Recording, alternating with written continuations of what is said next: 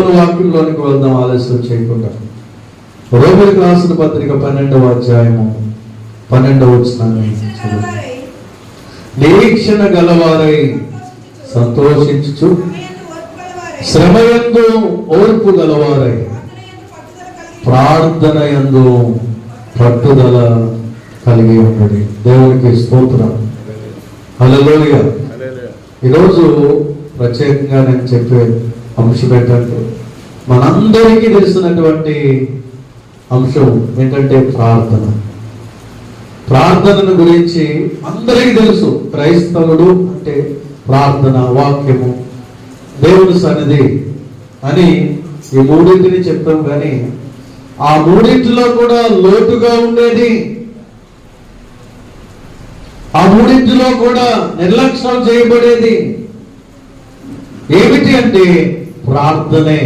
దేవుని మనం ఏం చేస్తూ ఉంటాం? ఇంటి దగ్గరే ఉంటాం, అన్నీ ఉన్నాయి, మనకే ముందు లోటు, ఇంటి దగ్గరే ఉందాం అనిపిస్తుంది. అన్నీ తీసేస్తాడు దేవుడు. అప్పుడు దేవుడు గుర్తొస్తాడు మనకి. ఆరోగ్యం తీసేస్తాడు, ఐశ్వర్యం తీసేస్తాడు, ధనాన్ని తీసేస్తాడు. అన్ని తీసినప్పుడు దేవుడే దిక్కన్నట్టుగా గుర్తొస్తాడు. అప్పుడే ఈ ప్రార్థన మనకి గుర్తొస్తుంది. దేవా సహాయం చేయి, దేవా ఆర్థిక పరిస్థితులు మెరుగుపరచు, దేవా నన్ను స్వస్థపరచు అనేటువంటి పరిస్థితి ఎప్పుడంటే ఈ ప్రార్థనను మనం విడిచిపెట్టేసినప్పుడు, దేవునితో సంబంధాన్ని మనం విడిచిపెట్టేసినప్పుడు, దేవునితో సహవాసానికి మనం దూరం అయిపోయినప్పుడు దేవుడు ఒక మొట్టుగా వేస్తాడు మనల్ని. దేవుడు ఒక దెబ్బ కొడతాడు మనల్ని. అప్పుడు బాధతో, వేదనతో, ఆ కష్టములు, ఆ నష్టములు, ఆ ఇబ్బందులు, ఆ ఇరుకులు, ఆ ప్రతికూల పరిస్థితుల్లో దేవుడి వైపు చూస్తాం. అప్పుడు మనకి ప్రార్థన గుర్తొస్తుంది. అయితే పౌలు గారు ఏమంటున్నారంటే, ప్రార్థన యందు పట్టుదల కలిగి ఉంటాడు. అంటే పట్టు విడిచిపెట్టేయద్దు. ఏదో అప్పుడు ఉన్నప్పుడే పట్టుదల, రోగం వచ్చినప్పుడే పట్టుదల, బాధ వచ్చినప్పుడే పట్టుదలతో ప్రార్థన కాదు. ప్రతిదినము కూడా పట్టుదలతో ప్రార్థన చేయాలి. హల్లెలూయా. నువ్వు ఒక క్రైస్తవుడు, నువ్వు ఒక దేవుని బిడ్డవు, రక్షించబడినటువంటి విశ్వాసి అంటే నీలో ఉండవలసిన ఒక స్వభావం, ఒక గుణం, ఒక లక్షణం ఏంటంటే ప్రార్థన. ప్రార్థననే శ్వాసగా, ప్రార్థననే ఆశగా, ప్రార్థననే జీవిత అంశముగా నీవు ఎంచుకొని ప్రతి దినము కూడా ప్రార్థిస్తూనే ఉండాలి.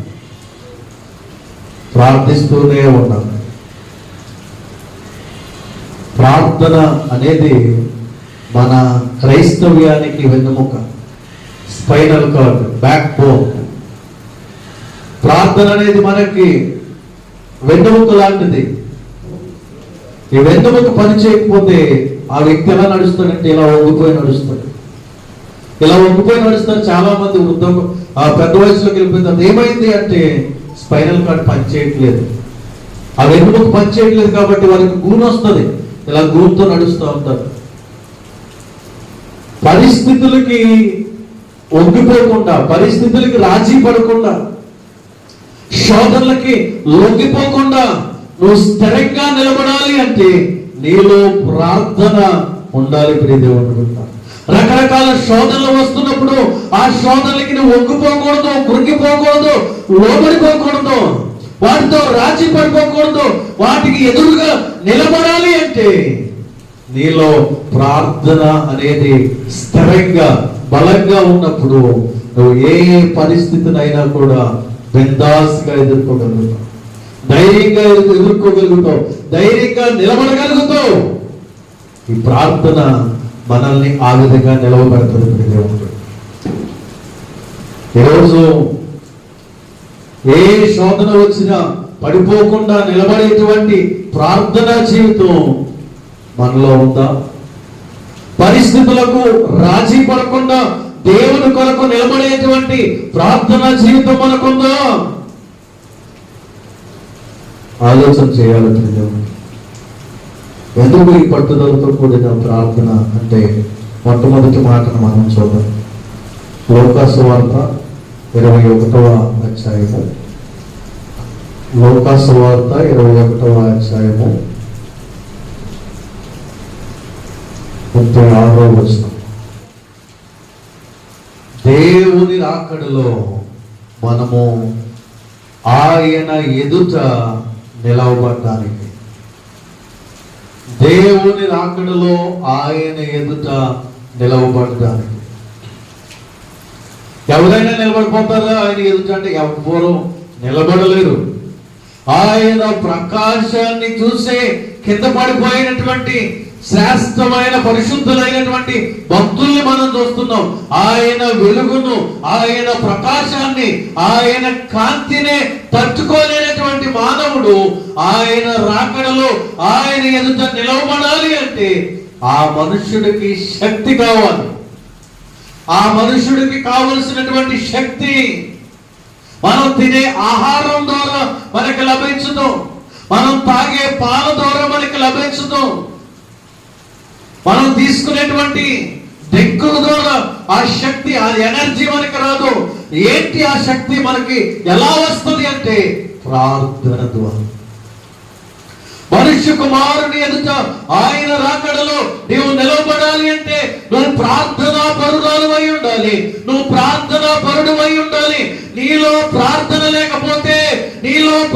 లేకపోతే ఆయన రాకడలో నీవు నిలవబడలేవు, ఆయన రాకడని నీవు ఎదుర్కోలేవు. ఇంకా బాగా చెప్పాలంటే ఆయన రాకడ ముందు ఎదురయ్యేటువంటి వాటిని తట్టుకోలేవు. వాటిని ఎదుర్కోవడానికి కావలసినటువంటి శక్తి, సామర్థ్యం నీ భక్తి జీవితంలో కోల్పోతావు. ఎందుకంటే నీలో ప్రార్థన లేదు గనుక. నీలో ప్రార్థన లేదు కనుక. నీలో ప్రార్థన ఉంటే, పట్టుదలతో ప్రార్థించేవాడిగా నీ ఉంటే, పట్టుదలతో ప్రార్థించేదానిగా నీ ఉంటే, జరగబోయేటువంటి ఆయన రాకడలో సంభవించేటువంటి ప్రతి పరిస్థితిని తట్టుకొని నిలబడడానికి నీకు, నాకు, ప్రతి క్రైస్తవుడికి, ఈ భూమి మీద జీవిస్తున్నటువంటి ప్రతి క్రైస్తవుడికి ఆయన రాకడలో నిలబడే శక్తి కావాలి అంటే అతడు ప్రార్థనా పరుడై ఉండాలి, ఆమె ప్రార్థనా పరురాలై ఉండాలి. ఇందులో ఏమి మంత్రం లేదు, మాయ లేదు. నీలో ప్రార్థన లేకపోతే ఆయన రాకడలో ఎదురయ్యేటువంటి ఏ పరిస్థితికి నువ్వు తట్టుకోలేవు, పడిపోతావు. నీలో ప్రార్థన లేకపోతే ఆయన రాకడ ముందు వచ్చేటువంటి శోధనలో నువ్వు పడిపోతావు, కృంగిపోతావు, లేవలేవు.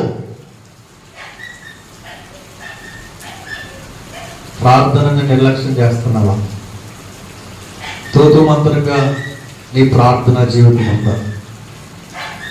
ఈరోజు దేవుడు మాట్లాడుతున్న మాట, పట్టుదలతో కూడిన ప్రార్థన నీకు, నాకు అవసరం.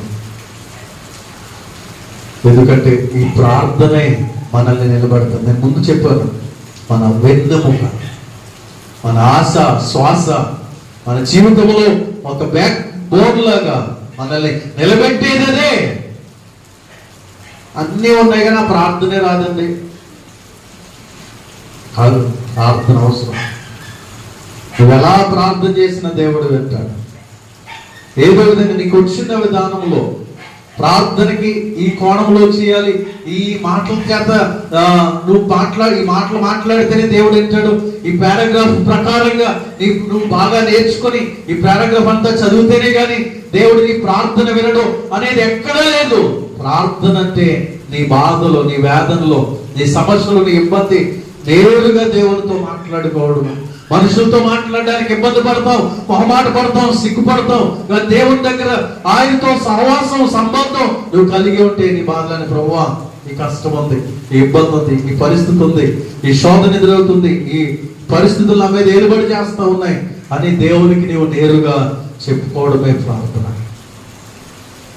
ప్రార్థనకి ఫలానా భాష లేదు. ప్రార్థనకి ఏ విధంగా చేయాలి అనేటువంటి కొన్ని పదాలు ఇవ్వబడలేదు. నువ్వు మూలుగుతూ ప్రార్థించిన, నువ్వు ఏడుస్తూ ప్రార్థించిన, నువ్వు అంగలారుస్తూ ప్రార్థించిన, ఏ కోణంలో నువ్వు ప్రార్థన చేసిన దేవుడు నీ ప్రార్థన వింటాడు. నీ ప్రార్థన వింటాడు. దేవుడు కొన్నిసార్లు మన ప్రార్థనలో ఏ విధంగా ఉంటున్నాయి అంటే నామకార్థమైనటువంటి క్రైస్తవులాగా. ఇంకొక మాటలో చెప్పాలంటే పరిసయ్యులు సద్దుకాయుల్లాగా. పరిసయ్యులు సద్దుకాయులు అంటే వారు ప్రార్థనలో ఫోన్లు ఇస్తేనే ప్రార్థన చేస్తారంట, వీధుల్లోనే ప్రార్థన చేస్తారంట, అందరికీ కనబడేటువంటి ప్రదేశం ఉంటేనే ప్రార్థన చేస్తారంట పరిసయ్యులు సద్దుకాయులు. ఈ రోజు నేడు క్రైస్తవ్యంలో ఈ పరిసయ్యులు సద్దుకాయులుగా చలామణైపోతున్న వారు ఎంతో మంది ఉన్నారు. వారు అందరి ముందే ప్రార్థన చేస్తారు, కానీ వ్యక్తిగతంగా వారిలో ప్రార్థన జీవితం ఉండదు. అందరికి అందరి ముందు గొప్పగా బైక్ తీసుకుని ఏదో విస్తారంగా ప్రార్థన చేస్తారు, కానీ వారి జీవితంలో ప్రార్థన జీవితం ఉండదు. కానీ అది కాదు దేవుడు కోరుకునేది. నువ్వు గదిలోనికి వెళ్ళి తలుపులు వేసుకుని రహస్యమందున్న నీ దేవునితో మాట్లాడాలి. హల్లెలూయా, హల్లెలూయా. దేవునికి నీకు సరి అయిన సహవాసము సంబంధము కలిగి ఉండాలి. ప్రతిదినము కూడా అది ఉండాలి. ప్రతిదినము కూడా ఉండాలి. ఎందుకు ప్రార్థన, పట్టుదల ప్రార్థన అంటే ఆయన రాకడలో నిలబడ్డానికి. ఆయన రాకడలో నిలబడ్డానికి. ఇప్పుడు దేవుని బిడ్డ సహోదరి సహోదరుడు, ఆయన రాకడలో నిలబడేటువంటి ఆ ప్రార్థనా జీవితం మనం కలిగి ఉండాలి. ప్రార్థనలో లోతైనటువంటి అనుభవాల్లోనికి మనం నడిపించబడాలి. దేవుని బిడ్డ కొన్నిసార్లు మనం మోకరిస్తాం ప్రార్థన చేద్దామని, 1-2 నిమిషాల్లోనే మన ప్రార్థన అయిపోతుంది. ఇంకా దేనికోసం ప్రార్థించాలో మనకు తెలియదు. కారణం ఏంటి అంటే దేవునితో నీవు సరి అయినటువంటి సహవాసం కలిగి లేనందువలన, దేవునితో చక్కటి అనుబంధ సంబంధ బాంధవ్యాలు నువ్వు కలిగి ఉండకపోవడం వలన నీ ప్రార్థన పెదాలతో, నీ హృదయంలో 2-3 మాటలు ఉంటాయి కనుక అవి పెదాల మీద నుంచి బయటకు వస్తే అయిపోతుంది. కానీ నువ్వు దేవునితో మమేకమైనప్పుడు, దేవునితో ఏకమైనప్పుడు, దేవునితో సరి అయిన సంబంధ బాంధవ్యాలు కలిగి ఉన్నప్పుడు, దేవుడు మనం ప్రార్థిస్తూ ఉన్నప్పుడు అనేకమైన భారములు, అనేకమైన తలపులు, అనేకమైన ఆలోచనలు, అనేకమైన మందిని ప్రజలను మన ముందుకు తీసుకొస్తూ ఉంటాడు. అనేక పరిస్థితులు మన మనస్సులో మదిలింపజేస్తూ ఉంటాడు. ప్రార్థిస్తూ ఉన్నప్పుడు వాటి కొరకు ప్రార్థించాలనే భారం, తృష్ణ, ఆశ, కోరిక మనలో పుడతా ఉంటది. ప్రార్థనలా జరుగుతానే ఉంటుంది. ఆ అనుభవాల్లోనికి మనం నడిపించబడాలి. భక్త్ సింగ్, హెబ్రోన్ ఫెలోషిప్ ఫౌండర్ భక్త్ సింగ్ గారు హెబ్రోన్ సహవాసాన్ని ప్రారంభించినటువంటి గొప్ప దైవజనుడు. ఈరోజు భారతదేశంలో 1,000కు పైగా సంఘాలను స్థాపించినటువంటి గొప్ప దైవజనుడు ఆయన. ఆయనను గురించి ఆ జీవిత చరిత్ర బయోగ్రఫీలో మనం చదివితే, అందులోనే కాకుండా అనేక మంది భక్తులు ఆయన్ని దగ్గర నుంచి చూసిన వారు చెప్పినటువంటి సాక్ష్యాలు. సేవకుల కూడికకి వెళ్ళినప్పుడట, ఉదయం సేవకుల కూడిక అయిపోతే సేవకులందరికీ ఇవ్వబడినటువంటి ఆ రూముల్లోకి వెళ్ళిపోయి అందరూ పడుకుంటున్నప్పుడు ఈయన మోకరించి ప్రార్థన చేస్తూ ఉండేవాడు. ప్రార్థన చేస్తూ ఉన్నప్పుడు అందరూ కూడా చిన్న ప్రార్థన చేసుకుని పడుకునేవారు. మరలా వాళ్ళందరూ లేచే సమయానికి కూడా ఈయన పొద్దున వరకు అలాగే ప్రార్థనలోనే ఉండేవాడు. అడిగితే మీరందరూ పడుకున్న తర్వాత నేను పడుకున్నాను, మీ అందరికంటే ముందు లేచానని చెప్పేవాడు. కానీ 2-3 కనిపెడితే అతడు రాత్రంతా కూడా మోకాళ్ళ మీద అలాగే ఉండేవాడు. దేవునితో గొప్ప సహవాసం కలిగిన ఆయన హెబ్రోను సహవాసాన్ని ప్రారంభించి 1000 సంఘాలను కట్టడానికి దేవుడు ఆయన్ను బలపరిచాడు. దేవునికి స్తోత్రం, హల్లెలూయా. ఆయన చెప్పే మాట ఏంటంటే దేవుని కృప, దేవుని వాక్యము, ప్రార్థన, ఈ 3 ఈ సంఘాలు కట్టబడడానికి కారణం. నేను ఎందుకు పనికిరాని వాడు, నన్ను ఆయన కృప నన్ను వాడుకుంది. ఆయన వాక్యం నా నోట ఉంచాడు, ప్రార్థన ఆయన నేర్పించాడు. ఈ మూడింటి ద్వారానే సంఘాలు కట్టబడ్డాయి. దేవునికి స్తోత్రం, హల్లెలూయా. అనేక సంఘాలు ఆయన కట్టాడు సేవకుడు. నేనంటాను, మన కుటుంబం కట్టబడాలంటే మనం లోతైన ప్రార్థన కలిగి ఉన్నాం. ఈ ఉదయకాల సమయంలో దేవుని మాటలు వింటున్న ప్రియ దేవుని ఉన్నారు. ఇల్లు కట్టబడాలి, నీ ఇల్లు కట్టబడాలి అంటే ఆ ఇంటికి కావలసిన సరిపోయినంత ప్రార్థన ఆ కుటుంబంలో ఉన్నవారు చేయాలి. నీ కుటుంబానికి సరిపోయినంత ప్రార్థన నువ్వు చేయగలిగితే యెహోలోకములో ఎదురయ్యేటువంటి శోధనలను తప్పించుకొని ఆయన రాకడలో నిలవబడేటువంటి శక్తిని దేవుడు మన కుటుంబానికి, మనకి అనుగ్రహించడానికి ఇష్టపడుతూ ఉన్నాడు. ప్రియ దేవుని బిడ్డ, 1-2 నిమిషాల ప్రార్థన అనుభవంలో నుండి 5 నిమిషాలు 10 నిమిషాల అనుభవంలోనికి మనం నడిపించబడాలి. ఆ భారాన్ని మనం కలిగి ఉండాలి, ఆ తలంపులు మనం కలిగి ఉండాలి, ఆ అనుభవంలోనికి మనం నడిపించబడాలి. ప్రియ దేవుని బిడ్డలారా, జాగ్రత్తగా ఆలోచన చేసినట్లయితే ప్రార్థన లేకపోతే గనక నీ క్రైస్తవ విశ్వాస జీవితంలో దేవుని యొద్ద నుండి ఏ ఆశీర్వాదము కూడా నీవు పొందుకోలేవు. చాలా స్పష్టంగా అమ్మ వినండి, చాలా స్పష్టంగా దేవుడు చెప్తున్న మాట ఏంటంటే, నీ జీవితంలో ప్రార్థన లేకపోతే దేవుని యొద్ద నుండి ఏ దీవెన, ఏ ఆశీర్వాదము నీవు పొందుకోలేవు. అడగందే, చెప్పండి, అడగందే అమ్మాయినా కట్టిన.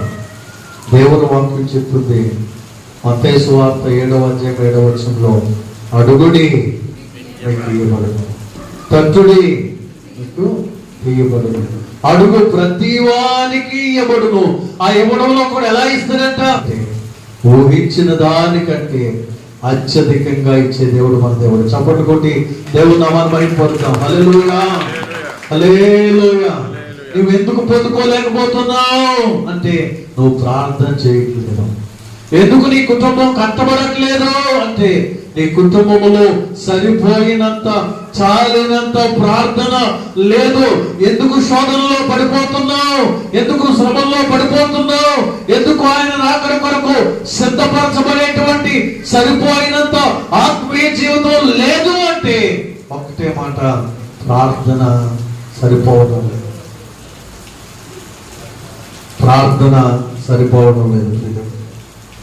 మత్తయి సువార్త 26వ అధ్యాయం 41వ వచనం, మీరు శోధనలో ప్రవేశించకూడనట్లు మెలకువగా ఉండి ప్రార్థన చేయండి. ఆత్మ సిద్ధమే గాని శరీరం బలహీనం. దేవునికి స్తోత్రం, హల్లెలూయా. మన ఆత్మలు సిద్ధపరచబడాలి, మన ఆత్మను నలగొట్టుకోవాలి. ప్రియ దేవుడు, మన ఆత్మానుసారంగా మన శరీరాన్ని ఏలుబడి చేయడానికి మనం అనుమతించాలి. మన శరీరం మీద పాపం ఏలుబడి చేస్తుంది, లోకం ఏలుబడి చేస్తుంది, సాతానుడు ఏలుబడి చేస్తున్నాడు, శరీర ఇచ్చలు ఏలుబడి చేస్తూ ఉన్నాయి. కానీ మన ఆత్మను, మన శరీరాన్ని ఆత్మ ఏలుబడి చేయాలి.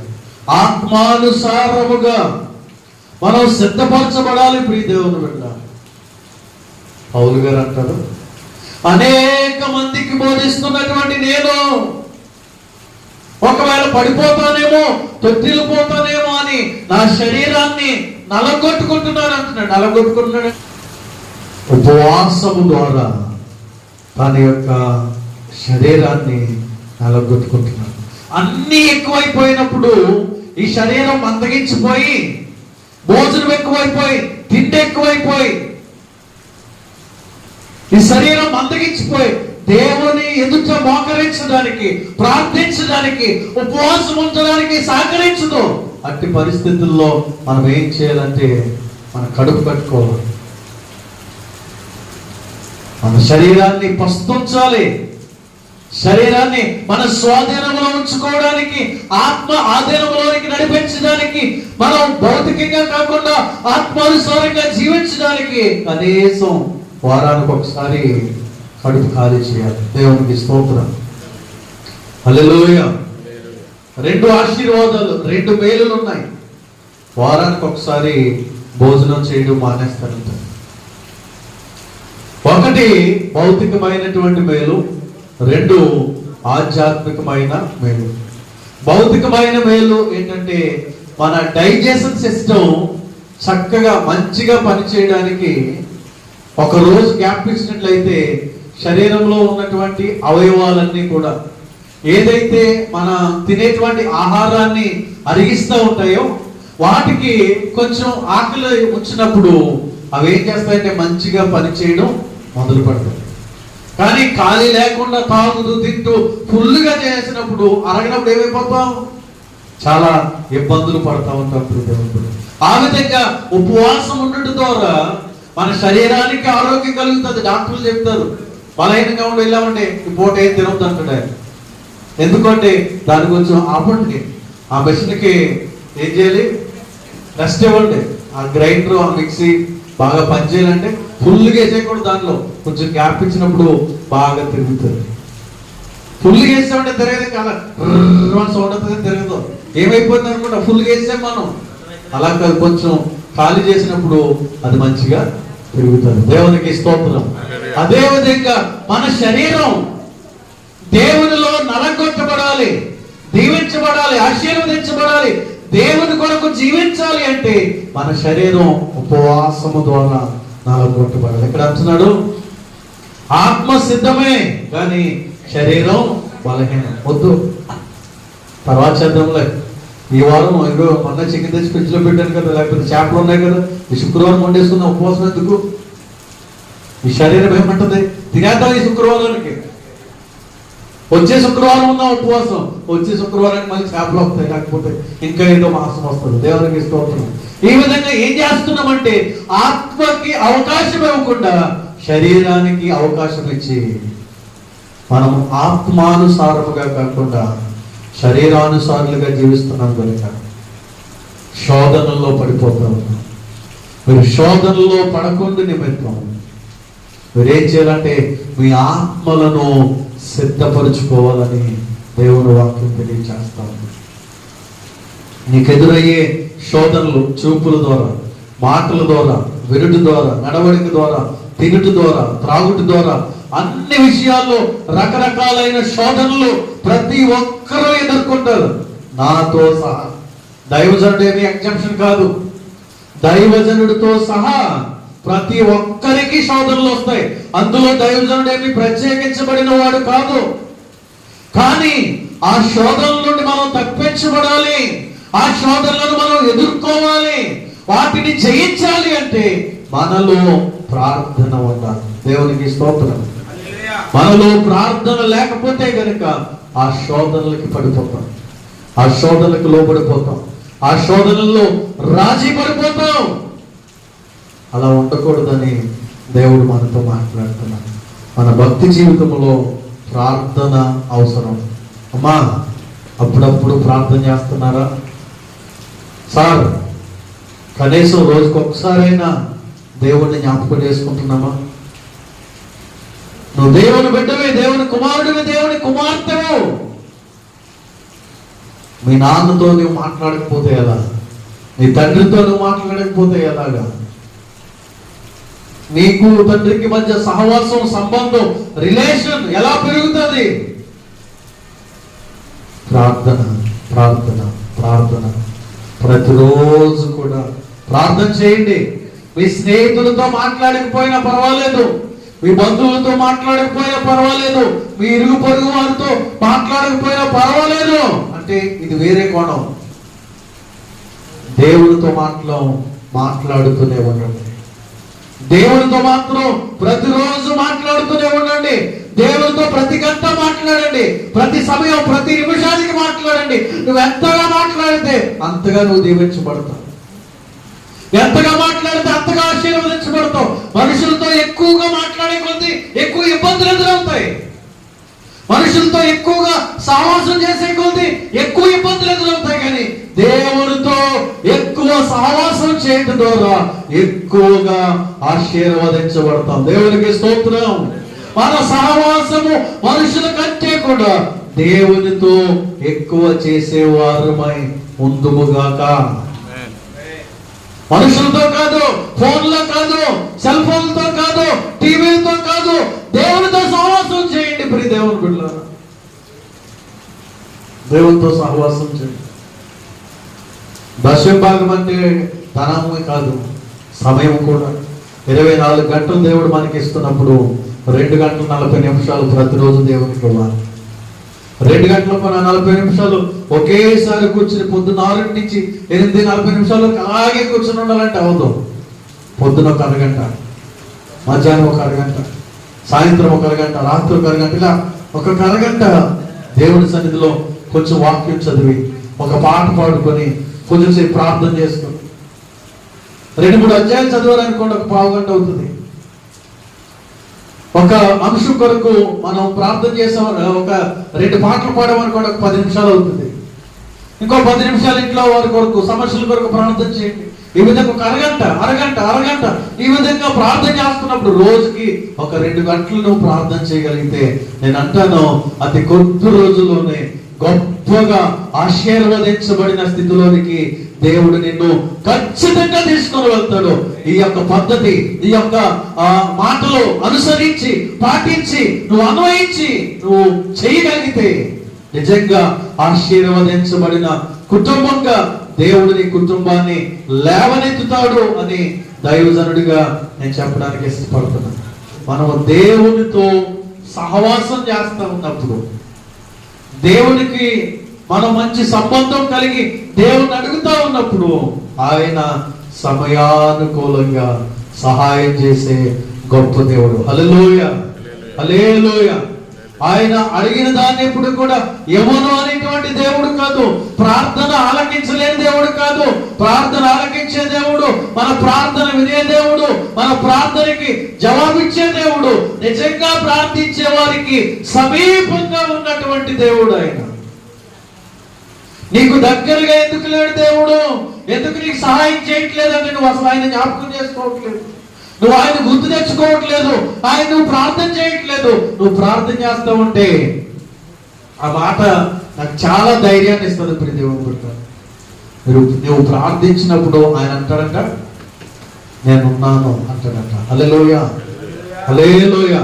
ప్రార్థన చేయనప్పుడు ఆయన అంటాడు, నేనున్నాను. ప్రియ దేవుని బిడ్డలారా, మనం ప్రార్థన చేయక దేవుని సహాయాన్ని విడిచిపెట్టేస్తున్నాం. దేవుని సహాయాన్ని దేవుని సహాయానికి దూరం అయిపోతున్నాం. ప్రియ దేవుని బిడ్డలారా, ఎప్పుడైతే మనము ప్రార్థన చేస్తామో దేవుడు మన పరిస్థితులను మారుస్తాడు. నువ్వు అనుకుంటున్నావు ఇంకింతే ఆ పరిస్థితి, ఈ కార్యం అవ్వట్లేదు, ఈ పని అవ్వట్లేదు, నేను చేయాలనుకుంటుంది జరగట్లేదు అనుకుంటున్నావు. కానీ ఆ పని కొరకు చేయవలసినంత ప్రార్థన నువ్వు చేయట్లేదు. జాగ్రత్తగా వినండి, నా మాటలు ముగింపులోకి తీసుకొస్తున్నాను. నువ్వే దేని కొరకైనా ఈ రోజు ఆయన సన్నిధిలో ఉన్న మీరందరూ మీ కుటుంబాలను, మీ పరిస్థితులను, మీ ఉద్యోగాలను, వ్యాపారాలను అన్నింటినీ కూడా ఆలోచన చేసుకోనండి, బేరీజు వేసుకోనండి. దేవుడు మీతో చెప్పమన్నటువంటి మాటని నేను జ్ఞాపకం చేస్తా ఉన్నాను. ప్రియ దేవుని బిడ్డలారా, ఎందుకు ఆ కార్యం అవ్వట్లేదు? ఎందుకు ఆ పరిస్థితులు అలా ఉండిపోయినాయి? ఎందుకు నీ స్థితి మారట్లేదు? ఎందుకు నీ బిడ్డల భవిష్యత్తు అలా ఉండిపోయింది? చేయవలసినంత ప్రార్థన దాని వెనక లేదు. నీ ఉద్యోగ విషయంలో నువ్వు చేయవలసినంత ప్రార్థన చేయట్లేదు. నీ వ్యాపార విషయంలో నువ్వు చేయవలసినంత ప్రార్థన చేయట్లేదు. నువ్వు గడపవలసినంత సమయం దేవునితో గడపట్లేదు.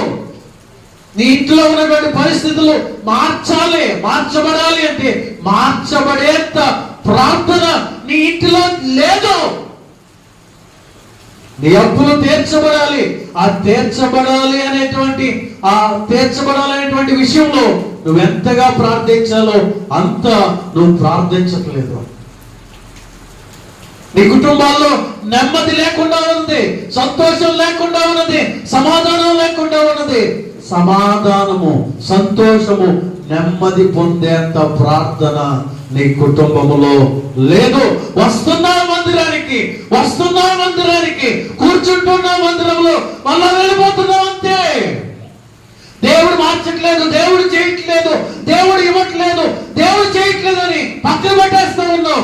దేవుడి వైపు నింద వేయడానికి చూస్తున్నావు, కానీ నీ వైపే ఆ లోపం ఉంది, నీలోనే ఆ లోపం ఉంది. నువ్వు చేయవలసిన ప్రార్థన నువ్వు చేయట్లేదు, నువ్వు చేయట్లేదు. ఆయనతో గడపవలసిన సమయం నువ్వు గడపట్లేదు ప్రియ దేవుని బిడ్డ. కనుకనే నీ పరిస్థితి మారట్లేదు, నీ అవసరతలు తీరట్లేదు, నీ బిడ్డల యొక్క భవిష్యత్తు మారట్లేదు, నీ తల్లిదండ్రుల యొక్క ఆశలు నెరవేరట్లేదు. నువ్వు చెయ్యాలనుకున్న దానిలో విజయాన్ని నువ్వు పొందుకోలేకపోతున్నావు. అయితే ఈరోజు దేవుడు మాట్లాడుతున్నాడు, మరలా నా దగ్గరికి రా, నా పాదాల చెంత కూర్చో, నాతో సమయాన్ని గడుపు, నీకేది కావాలో అది నేను నీకు అనుగ్రహిస్తాను. హల్లెలూయా, హల్లెలూయా. ఈ మాటలు వింటున్న ప్రియ దేవుని సంగమం, దేవుడు మనతో మాట్లాడుతూ ఉన్నాడు. నీ కుటుంబం ఇంకా ఆశీర్వదించబడకపోవడానికి, నీ కుటుంబం ఇంకా దీవించబడకపోవడానికి గల కారణం ఏంటంటే సరిపోయినంత ప్రార్థన మనలో లేదు. మన సంఘములో సరిపోయినంత ప్రార్థన జరగట్లేదు. ఎందుకు ఇంకా పనులు ఆలస్యం అవుతున్నాయి? ఎందుకు ఆ పనులు ఎక్కడే ఆగిపోయాయి అంటే బాధ్యత కలిగి, భారం కలిగి, ఇది కట్టబడాలి, సంపూర్తి చేయబడాలి అని భారముతో ప్రార్థించే ప్రార్థన సంఘములో నుండి దేవుని యొద్దకు వెళ్ళట్లేదు. మీరేమైనా అనుకోనండి ప్రియ దేవుని. ఇప్పుడు ఇది తేలిగ్గానే ఉంటుంది కాబట్టి నేను లేపేస్తాను. ఇదే బరువు అయింది అనుకోండి, ఒకవైపు నేను లేపితే సరిపోతుందా? 4 పక్కల 4 పట్టుకున్నప్పుడు, దీన్ని మోయాలంటే 4 పక్కల 4 పట్టుకున్నప్పుడే అది లేస్తుంది. సంఘములో ఉన్న వారందరూ కలిసి ప్రార్థించినప్పుడే సంఘములో ఉన్న అవసరతలన్నిటినీ దేవుడు తీరుస్తాడు. దేవునికి స్తోత్రం. సంఘ అవసరతల కొరకు, సంఘ పరిస్థితుల కొరకు, మందిర పునర్నిర్మాణం కొరకు భారముతో ప్రార్థించే ప్రార్థన లేకపోవడం వల్లనే ఎక్కడి పనులు అక్కడ ఆగిపోయాయి. మనుషులు తప్పుదం కాదు, మనుషులు చేయకపోవడం కాదు. మనం ప్రార్థన చేస్తే దేవుడే వారిని లేపుతాడు, దేవుడే వారిని నడిపిస్తాడు, దేవుడే ఆర్థిక ద్వారాలను తెరుస్తాడు, తన కార్యాన్ని జరిగిస్తాడు. ప్రియ దేవుని బిడ్డలారా, కావలసిన ప్రార్థన మందిరములో జరగదు. ఇచ్చేవారు బిగబట్టుకున్నారు, ఇచ్చేవారు మనసులు కఠినమైపోయాయి, ఇచ్చేవారు ఆలస్యం చేస్తున్నారు. కానీ వారి మనస్సులు తెరవబడాలి, వారి మనస్సులు కరగబడాలి, వారి కఠోరత్వం తీయబడాలి అంటే దాని కొరకు ప్రార్థించే ప్రార్థన ఇక్కడ జరగాలి. హృదయపు బిడ్డ, సహోదరుడా, సంఘములో అయినా మన కుటుంబంలో అయినా ఏ కార్యము జరగాలి అన్న ప్రార్థన ఖచ్చితంగా ఉండాలి. ప్రార్థన లేకుండా ఏది జరగదు. మనం మన స్థాయితో, మన స్థితితో, మన బలంతో, అంగబలంతో, అర్థబలంతో చేసేద్దాం అనుకుంటాం, కానీ అవ్వదు. ప్రార్థన సహాయం ఉండాలి, ప్రార్థన సహాయం ఉండాలి. దయచేసి మిమ్మల్ని అందరినీ కోరుతా ఉన్నాను, దైవజనుడిగా నా మాటలు ముగింపులోకి తీసుకొస్తూ మిమ్మల్ని అందరినీ కోరుతా ఉన్నానమ్మా, అయ్యా నీ కుటుంబములో మార్పు నీ ప్రార్థన ద్వారానే సాధ్యం. నీ ఉద్యోగములో పరిస్థితులు నీ ప్రార్థన ద్వారానే సాధ్యం. నీ వ్యాపారంలో పరిస్థితులు నీ ప్రార్థన ద్వారానే సాధ్యం. నీ బిడ్డల యొక్క భవిష్యత్తు నీ ప్రార్థన ద్వారానే సాధ్యం. వేరొకరి చేతిలో లేదు. నువ్వు నువ్వు నువ్వు నువ్వు చేయాలి ప్రార్థన.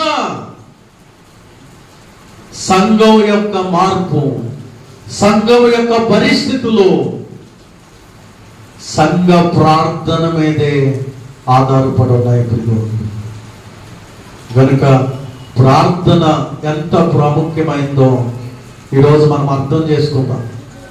నవ్వుతాలుగా చేసి తీసుకోవద్దు. ఆ ప్రార్థన గురించి మాకు తెలుసులే అన్నట్టుగా ఉండదు. అమ్మా, నీ కుటుంబాల్లో నెమ్మది కోల్పోవడానికి ప్రార్థన లోపమే కారణం. నీ కుటుంబంలో వారు పాపములో పెరగడానికి ప్రార్థన లోపమే కారణం. వ్యసనాల నుండి వారు ఇంకా విడిపించబడకపోవడానికి ప్రార్థన లోపమే కారణం. కనుక మనందరినీ కూడా దైవజనుడిగా చేతులెత్తి చెప్తున్నాను, నీ కుటుంబం దీవించబడాలి, నీ పిల్లలు దీవించబడాలి, నీ బిడ్డలకు మంచి భవిష్యత్తు రావాలి, నీ ఉద్యోగంలో నువ్వు దీవించబడాలి, నువ్వు నీ వ్యాపారంలో దీవించబడాలంటే మనలో మన కుటుంబాల్లో మన జీవితాల్లో ప్రార్థన ఉండాలి. ఈ రోజు నుండైనా అమ్మా, ఈ రోజు నుండైనా ప్రార్థన చేద్దాం. ప్రతిరోజు ప్రార్థన చేద్దాం. సమయం ఉన్నప్పుడల్లా ప్రార్థన చేద్దాం. అవసరతల కొరకు ప్రార్థన చేద్దాం. సంఘ నిర్మాణం కొరకు భారముతో ప్రార్థన చేద్దాం. ఖచ్చితంగా ఆ పట్టుదల మనలో ఉన్నప్పుడు, ఆ పట్టుదల ప్రార్థన నువ్వు చేయగలిగినప్పుడు ఆ ప్రార్థన దేవునిని కదిలిస్తుంది. దేవునికి స్తోత్రం. హల్లెలూయా. ఒక మాట చూపించి నా మాటలు ముగిస్తాను. ఒక మాట చెప్పి నిర్గమాకాండం అనుకుంటాను.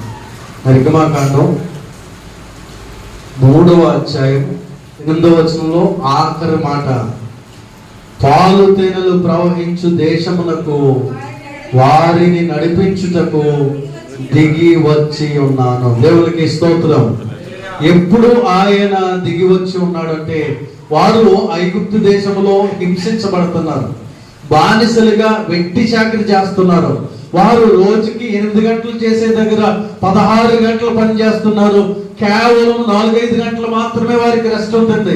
అప్పుడు కూడా సరిగ్గా రెస్ట్ ఉండట్లేదు. విస్తారమైన పని చేత వారిని నలగొట్టేస్తున్నప్పుడు వారందరూ కూడా ఏడుస్తూ ఉన్నారు, మొరపెడతా ఉన్నారు, ప్రభువా మా పరిస్థితి మార్చు ప్రభువా అని దేవునికి ఐగుప్తు దేశంలో నుండి మొరపెట్టినప్పుడు వారి మొరను నిజముగా నేను విని వారిని పాలు తేనెలు ప్రవహించు దేశమునకు నడిపించుటకు దిగి వచ్చి ఉన్నాను. దేవునికి స్తోత్రం. మనము ప్రార్థన చేస్తే దేవుడు దిగి వస్తాడు. దేవునికి స్తోత్రం. కన్నీటితో మనము ప్రార్థన చేస్తే, పట్టుదలతో మనము ప్రార్థన చేస్తే దేవుడు దిగొస్తాడు. ప్రియ దేవుని బిడ్డలారా, దేవుని సన్నిధి దిగొస్తుంది. ఆ విధంగా దేవునిని కదిలించే పట్టుదల కలిగిన ప్రార్థన జీవితం పరిశుద్ధాత్మ దేవుడు మనందరికీ అనుగ్రహించి మన కుటుంబాలను భౌతికంగాను ఆధ్యాత్మికంగాను మన సంఘాన్ని అంచెలంచెలుగాను ఆశీర్వదించి బలపరుచునుగాక. ఆమేన్. ప్రార్థన చేసుకుందాం విన్న వాక్యాన్ని బట్టి.